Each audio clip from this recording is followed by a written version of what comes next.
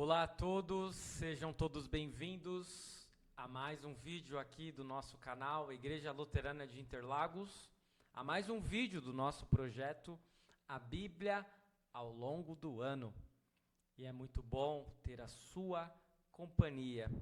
É muito bom podermos iniciar mais um livro, e não é qualquer livro, mas um livro muito especial, um livro que traz muito consolo, conforto, um livro que traz beleza, poesia, o livro dos Salmos. Vamos juntos, iniciando pela introdução ao livro, iniciando pelo sumário, com a introdução, e nós teremos hoje uma diferenciação, né, a partir do livro dos Salmos, a partir deste vídeo de hoje. O sumário ainda está antigo, mas nós vamos mudar um pouco aí a ordem das coisas, e por isso eu já vou passar adiante. Nós vamos passar pela introdução do livro, nós vamos ver capítulo a capítulo. Mas se antes nós tínhamos o breve resumo dos capítulos, as questões e dúvidas que poderiam surgir, e os aspectos teológicos por último, hoje nós faremos um pouco diferente. Por quê? Porque nós estamos diante de um livro diferente e a Bíblia precisa ser olhada de uma forma diferente conforme os gêneros textuais. Nós já estudamos um pouco este gênero quando nós fomos ler o segundo livro deste nosso projeto, que foi o livro de Jó, que também é um livro poético. E a minha ideia é que nós possamos ler de fato os capítulos, os salmos, juntos. Por isso que nós faremos um estudo um pouco diferente, ok? O tema deste livro é adoração, mas não apenas, né? Mas é um dos temas principais. Nós também poderemos observar que o autor será Davi, mas não apenas, temos outros autores. A data entre 1410 e 430 a.C., então é um período muito abrangente da história de Israel, desde quando não havia sequer reino de Israel, depois o reino unificado, depois o reino dividido e depois até o período de cativeiro. Então, é muito tempo, são muitos temas e épocas distintas em que os salmos foram compostos. O local Israel antigo, os destinatários os israelitas.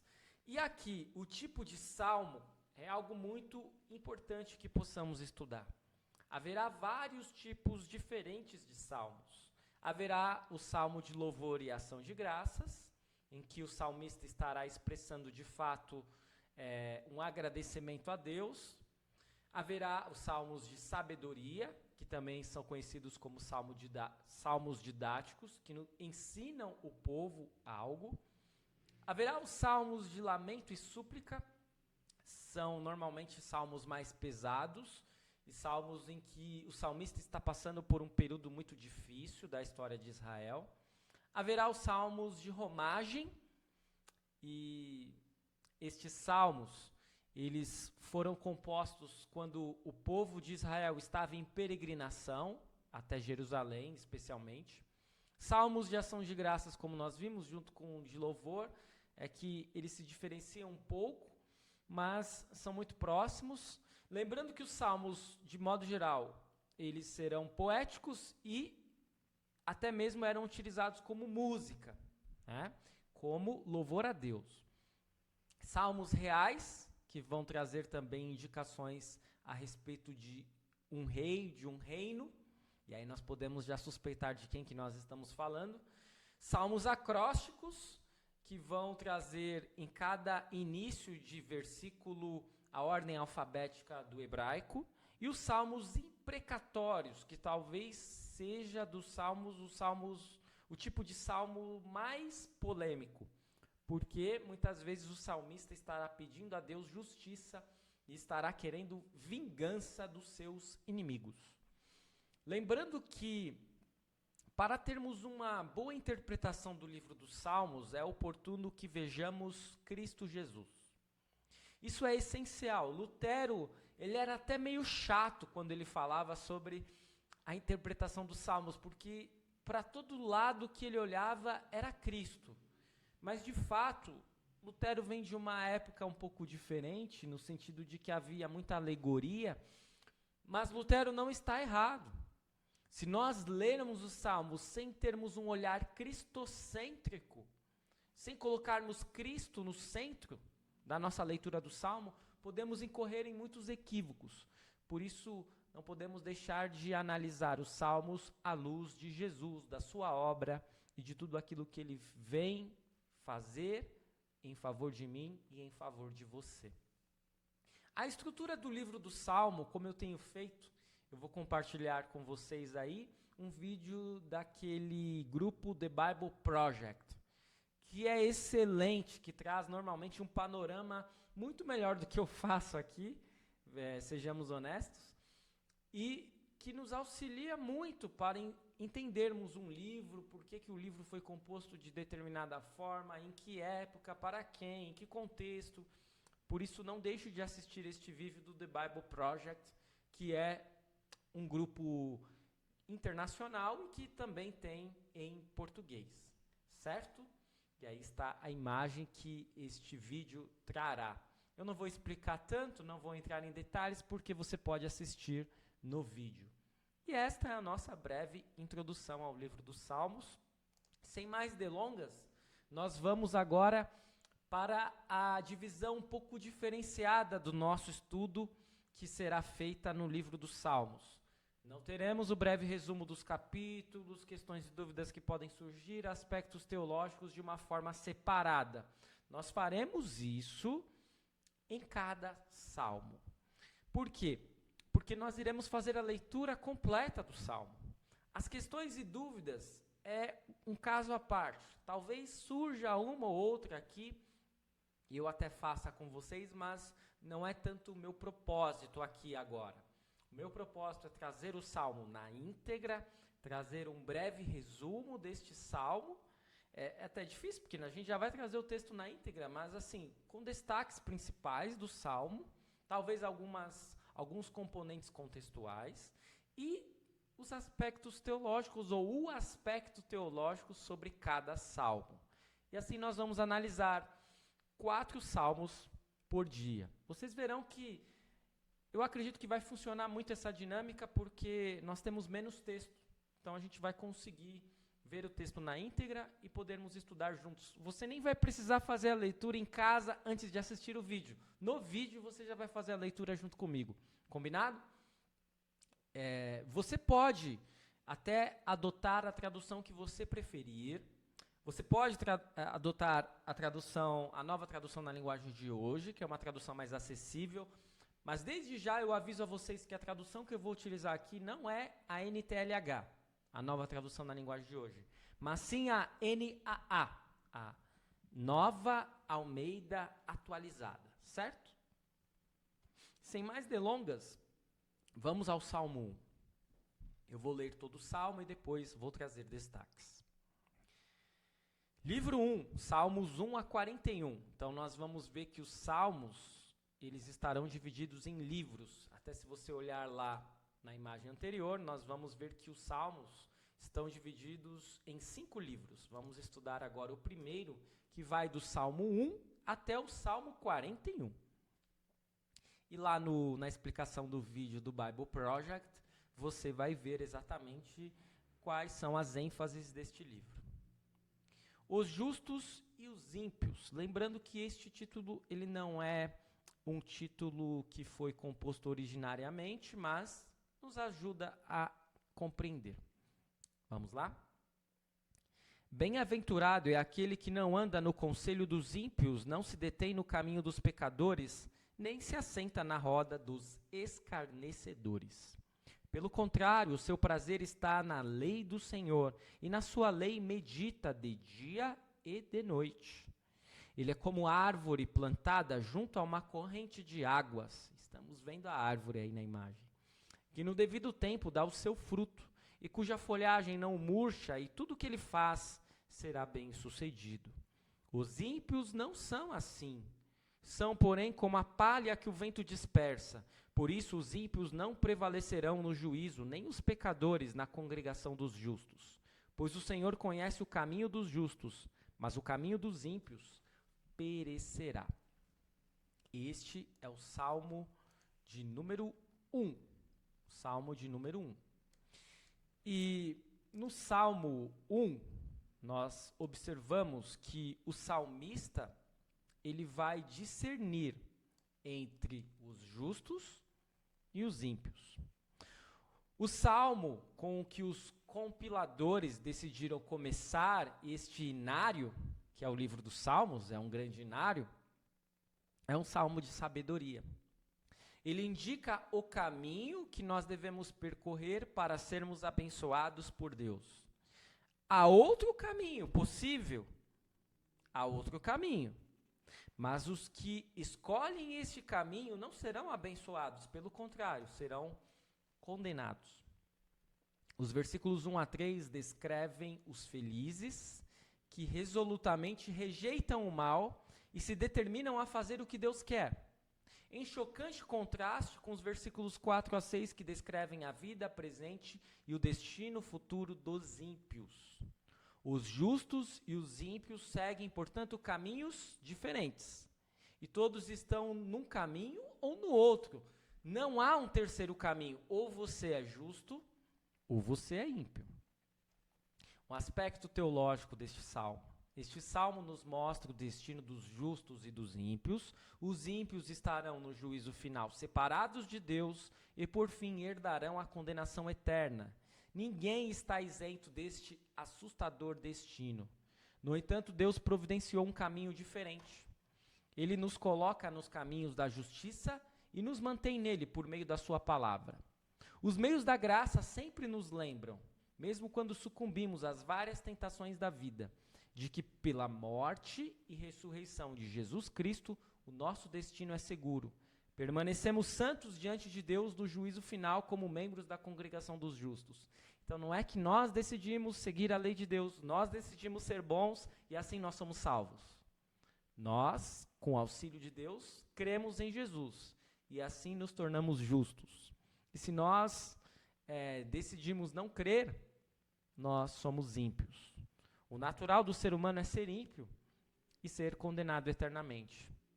Mas Deus providencia a solução em Cristo Jesus.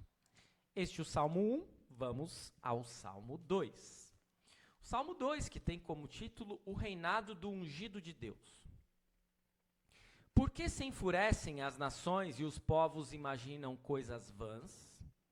Os reis da terra se levantam e as autoridades conspiram contra o Senhor e contra o seu ungido, dizendo: vamos romper os seus laços e sacudir de nós as suas algemas. Aquele que habita nos céus dá risada. O Senhor zomba deles. Na sua ira, a seu tempo, lhes falará. E no seu furor os deixará apavorados, dizendo: eu constituí o meu rei sobre o meu santo monte Sião. O rei diz: proclamarei o decreto do Senhor. Ele me disse: você é meu filho, hoje eu gerei você. Peça, e eu lhe darei as nações por herança, e as extremidades da terra por sua possessão.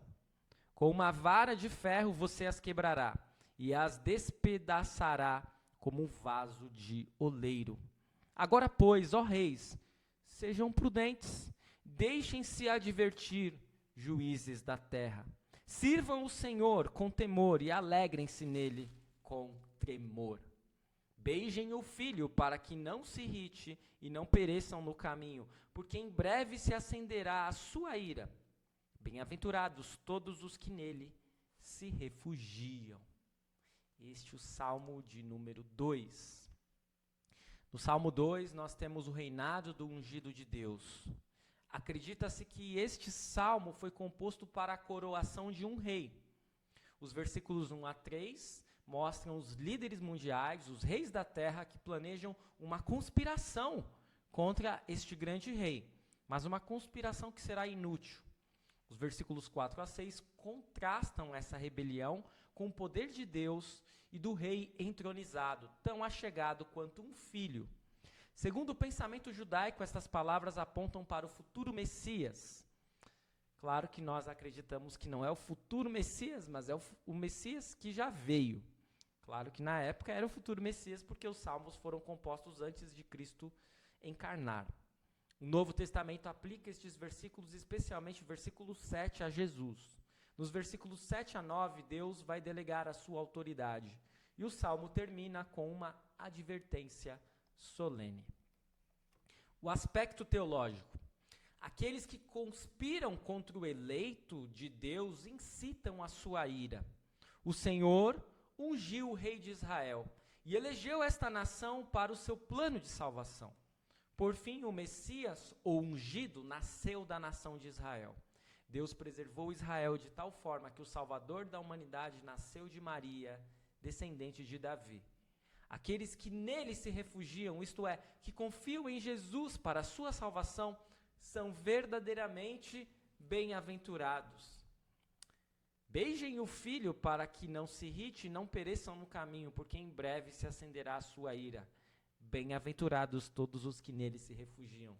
Essa é a maneira bela que o Salmo número 2 é encerrado. Salmo 3. Confiança na salvação de Deus. Salmo de Davi, quando fugia de Absalão, seu filho. Este é um trecho inicial, antes do Salmo começar, que não está presente no Salmo 1 nem no Salmo 2, mas está no Salmo 3 e nos ajuda a entender o contexto do Salmo. Vamos ao Salmo. Senhor, como tem crescido o número dos meus adversários, são numerosos os que se levantam contra mim. São muitos os que dizem de mim, não há em Deus salvação para ele. Porém tu, Senhor, és o meu escudo protetor. És a minha glória e o que exalta a minha cabeça. Com a minha voz clamo ao Senhor e ele do seu santo monte me responde. Eu me deito e pego no sono, acordo porque o Senhor me sustenta. Não tenho medo dos milhares que tomam posição contra mim de todos os lados. Levanta-te, Senhor, salva-me, Deus meu, pois desferes um golpe no queixo de todos os meus inimigos e quebras os dentes dos ímpios. Do Senhor é a salvação, a tua bênção esteja sobre o teu povo. No Salmo 3, nós temos a confiança na salvação de Deus. O título hebraico diz que este salmo é de Davi, da época da rebelião de seu filho Absalão, que nós não estudamos ainda, vamos estudar lá em 2 Samuel. E este é o primeiro de 14 salmos relacionados com acontecimentos da vida de Davi. Os versículos 1 a 2 descrevem a sua situação. Em Deus, o Deus que responde, se encontra segurança e libertação do medo. Por fim, o salmista pede que Deus o salve. O aspecto teológico deste salmo número 3. Este salmo narra um período crítico da vida de Davi e os seus inimigos, incluindo seu próprio filho, o oprimiram e se opuseram a ele. Apesar da afirmação dos inimigos de Davi de que os pecados dele o impedem de ter salvação, Davi permanece confiante de que Deus o protegerá e o livrará. Apesar de nossa condição miserável, Deus nos protege de nossos inimigos, nos exalta, dirige os nossos olhos para a sua grande misericórdia manifestada na cruz de Cristo. Ele nos assegura de que a salvação pertence a Ele e é dada aos que nele confiam. É um salmo que traz, então, a segurança de Davi, não nele mesmo, não nas condições adversas que estão ao seu redor, não nos seus inimigos, obviamente, mas em Deus, o Senhor. Então, chegamos ao Salmo 4. Esqueci de passar aí. Era o Salmo 3 e agora o Salmo 4. Vamos lá? Confiança em Deus na angústia. Ao mestre de canto com instrumentos de cordas, mais um salmo de Davi. Responde-me quando clamo a Deus da minha justiça. Na angústia, tu me deste alívio. Tem misericórdia de mim e ouve a minha oração. Filhos dos homens, até quando vocês vão querer transformar a minha glória em vergonha? Até quando amarão a vaidade e buscarão a mentira? Saibam, porém, que o Senhor distingue para si o piedoso. O Senhor me ouve quando eu clamo por ele. Tremam de medo e não pequem. Consultem no travesseiro o coração e sosseguem. Ofereçam sacrifícios de justiça e confiem no Senhor. Há muitos que dizem: quem nos dará a conhecer o bem? Senhor, levanta sobre nós a luz do teu rosto. Mais alegria me puseste no coração do que a alegria deles, quando eles têm fartura de cereal e de vinho. E em paz me deito e logo pego no sono, porque só tu, Senhor, me fazes repousar seguro. O Salmo 4, portanto, é um salmo que vai trazer a confiança em Deus na angústia, ao mestre de canto com instrumento de cordas. Um salmo de Davi. A confiança em Deus dá tranquilidade à mente e descanso ao corpo. No versículo 1, nós vemos que a confiança de hoje se baseia nas orações atendidas no passado. A confiança de hoje, no caso, a confiança de Davi. Nos versículos 2 a 5, há uma repreensão que é seguida de uma ordem. E dos versículos 6 a 8, nós temos uma descrição da alegria e da paz que não podem ser abaladas por nada. O aspecto teológico deste salmo: Davi se queixa que seus inimigos estão falando mal dele, como rei, em uma tentativa de envergonhá-lo. Ele lhes lembra que Deus distingue os piedosos daqueles que se comportam como seus inimigos. Quantas vezes nos vemos falando mal das pessoas em posições de autoridade, ou dos colegas e pares? A palavra de Deus condena queixas injustas. E por meio de Davi, Deus nos encoraja a darmos meia volta de nossos caminhos pecaminosos e confiarmos no Senhor. E tal confiança traz paz de espírito e paz eterna. Então vai funcionar deste modo a nossa dinâmica. Eu vou ler o salmo inteiro, vou trazer alguns destaques, um breve resumo e o aspecto teológico. E aonde você tem feito as suas pesquisas, pastor, para estes estudos? Eu vou trazer aqui, vou mostrar para vocês o Manual Bíblico da SBB, né? Que traz muitos destaques, que traz a estrutura, que traz muitas coisas que nos auxiliam, e também a Bíblia da Reforma, onde nós temos aqui muitos comentários pertinentes, mas no sentido teológico, especialmente, daqui que eu consigo os nossos auxílios. E claro, tentamos fazer assim uma reflexão com base também em coisas da nossa vida, do cotidiano, dos acontecimentos. Eu espero que este vídeo tenha sido de grande proveito para você. Continue seguindo o nosso canal, continue seguindo o projeto A Bíblia ao longo do ano. Amanhã nós retornamos com mais 4 salmos. Vamos ficar um bom período aí desta nossa jornada estudando o livro dos Salmos. Fique na paz do Senhor, obrigado por assistir. Até a próxima.